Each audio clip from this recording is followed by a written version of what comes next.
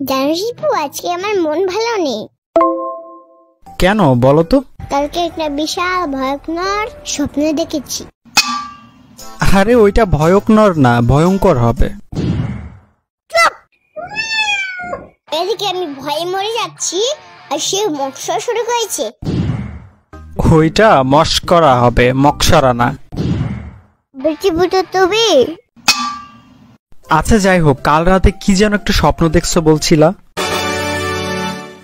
কাল রাতে আমি ঘুমিয়েছিলাম,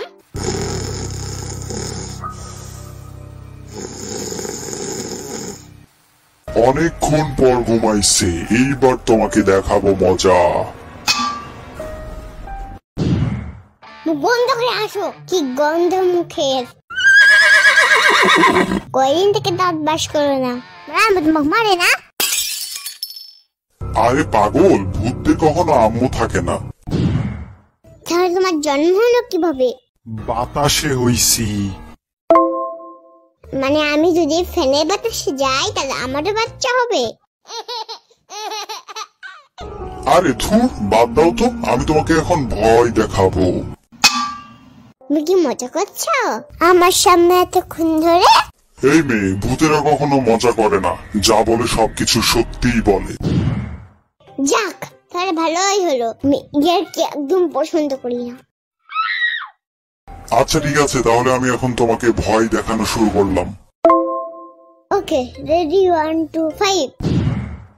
আরে 1 2 এর পরে 5 কিভাবে হয়? 1 2 এর পরে তো 3 হয়।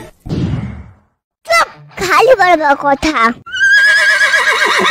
তোমার চোখেটা লাল কেন? তুমি নিশ্চয়ই সিগারেট খাও, তাই না? দাঁড়াও, তোমার আম্মুকে বলতে দাও।